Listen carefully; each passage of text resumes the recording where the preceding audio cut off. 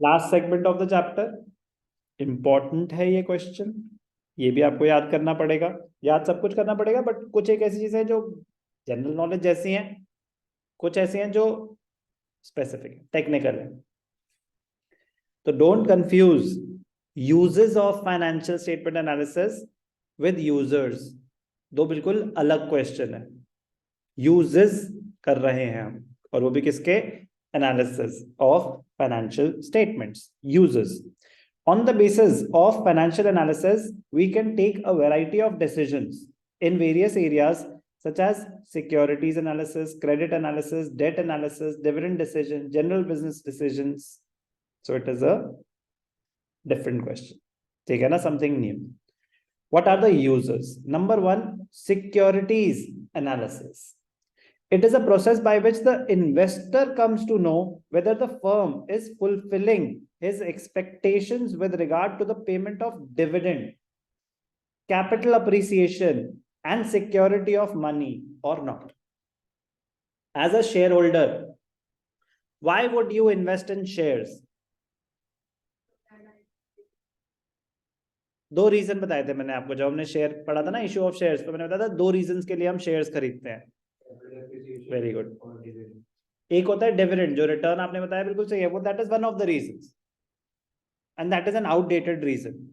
आज की डेट में डिविडेंड के लिए बहुत कम लोग खरीदते हैं, ज्यादातर लोग शेयर्स किस लिए खरीदते हैं? Capital appreciation. कैपिटल अप्रिसिएशन मतलब आपने शेयर खरीदा, शेयर के प्राइसेस बढ़ेंगे, बेच दोगे।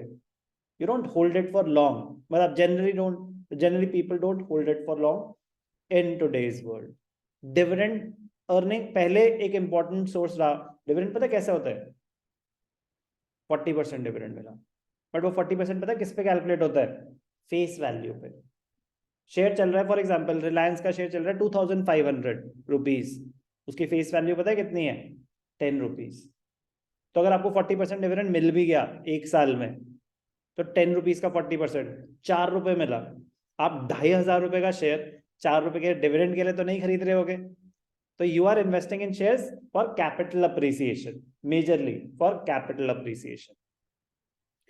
तो the point is, security analysis क्या होता है? Securities shares, debentures, bonds, they come under the umbrella of securities. तो सिक्योरिटी एनालिसिस कौन कर रहा है? इन्वेस्टर्स करते हैं। तो ये मीनिंग पता होना चाहिए, और वो एनालिसिस कौन कर रहा है ये पता होना चाहिए। तो शेयर होल्डर्स करते हैं, इन्वेस्टर्स करते हैं कि भाई जो हमने पैसा डाला उस पर रिटर्न, आप डिविडेंड कितना कमा रहे हैं, कैपिटल अप्रिसिएशन एक्सपेक्टेशंस के हिसाब से हो रही है कि नहीं हो रही, और हमारा पैसा सेफ है कि नहीं। बात समझ आई? तो क्या क्या एनालाइज करना है, किसने करना है और क्यों करना है। तो first one is security analysis. Second, credit analysis. Such analysis is useful when a firm offers credit to a new customer or a dealer. The manager of the firm would like to know whether to allow or extend credit to them or not. Such analysis is also useful for a bank before granting loans. So be careful. Credit analysis normally क्या होता है? Credit analysis हमारा हो रहा है कि हमें credit मिलेगा कि नहीं करेगा। नो, क्रेडिट एनालिसिस जो कर रहा है वो दूसरे का कर रहा है, कि दूसरे बंदे को मैं क्रेडिट दूं कि ना दूं। तो बैंक, एक ऑर्गेनाइजेशन, बैंक्स क्रेडिट एनालिसिस करते हैं कि एक कंपनी को लोन दे कि ना दे। तो क्रेडिट एनालिसिस मतलब the person who is conducting the credit analysis is assessing the credit worthiness of the other person. अपनी क्रेडिट वर्दीनेस असेस नहीं कर रहे, जिसको पैसे देने हैं आपने या जिसको आपने क्रेडिट पे सामान बेचना है, आप उसकी क्रेडिट वर्दीनेस असेस कर रहे हो कि वो क्रेडिट वर्दी है कि नहीं है। Credit analysis, so be careful. ठीक है ना? मतलब this is not general knowledge, so be careful. Debt analysis, such analysis done by the firm to know its borrowing capacity. अब मेरे को अपना डेट एनालिसिस करना है, तो मुझे देखना है कि मैं कितना डेट बोरो कर सकता हूं, कितना डेट बोरो कर सकता हूं। तो अब आप अपनी बोरोइंग कैपेसिटी असेस कर रहे हो। क्रेडिट एनालिसिस में आप दूसरे की बोरोइंग कैपेसिटी एनालिसिस एनालाइज कर रहे हो। डेट एनालिसिस में अपनी। Dividend decision, it is an important decision. कितना डिविडेंड दे, कितना डिविडेंड दे, जैसे मैंने बताया ना 40%, 10%, 100%, कुछ भी हो सकता है। तो dividend decision is an important one. But sir आपने तो बताया ना कि ज्यादातर investors are not for dividend. ज्यादातर they are not, but there are still some people who are investing for dividend. तो डिविडेंड और कुछ नहीं तो एक साइकोलॉजिकल रोल प्ले करता है कि कंपनी ने डिविडेंड दिया, 100% डिविडेंड दिए, 40%. इस बारी ना उन्होंने कम डिविडेंड दिया, जितना मर्जी दिया, लेकिन ये न्यूज ही अपने आप में काफी है एक नेगेटिव सेंटिमेंट क्रिएट करने के लिए कि इन्होंने इस बारी पिछली बार से कम डिविडेंड दिया. तो जैसे ही नेगेटिव सेंटिमेंट हुआ तो शेयर के प्राइसेस गिर जाते हैं. बात समझ आ रही है? तो वो सेंटिमेंट और एक फाइनेंशियल स्टेबिलिटी दिखाने के लिए उनको एक constant rate of dividend maintain करना पड़ता है, जिसके लिए आपके अंडरस्टैंडिंग के लिए वो डिविडेंड इक्वलाइजेशन रिजर्व भी क्रिएट करते हैं. क्या क्रिएट करते हैं? Dividend equalisation reserve. कि किसी साल ज्यादा प्रॉफिट हो जाए ना तो उनको रिजर्व्स में डाल दो, ताकि किसी साल अगर हमारे पास कम प्रॉफिट्स हो तो हम वो रिजर्व्स को यूज करके डिविडेंड बांट दें. क्योंकि dividend is not a charge against profit, it is not a mandatory payment. Profits होंगे तो देंगे, नहीं होंगे तो नहीं देंगे. लेकिन अगर आपने डिविडेंड नहीं दिया, तो सेंटिमेंट तो शेयर होल्डर्स का अफेक्ट होगा कि नहीं होगा कि यार गड़बड़ लग रही है, शेयर बेचने का टाइम आ गया है. यस और नो? तो dividend decision is an important one.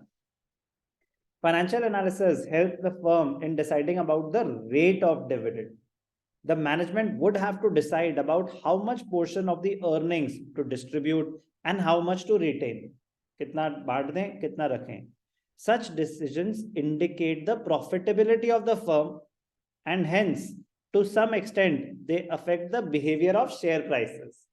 कि अगर आपके डिविडेंड ग्रोथ दिखा रही है कि पिछली बार आपने 30% डिविडेंड दिया था, इस बार 40 दे रहे हो, तो एक पॉजिटिव सेंटिमेंट क्रिएट होता है, अपवर्ड मूवमेंट हो सकती है आपके शेयर के प्राइसेस में. तो वो कह रहे हैं कि डिविडेंड की वजह से शेयर प्राइसेस का बिहेवियर अफेक्ट होता है. तो that is why dividend decision is an important one. Last, general business analysis. Financial analysis can be used to identify the key profit drivers and business risk in order to assess the profit potential of the firm. It helps in future growth scenarios.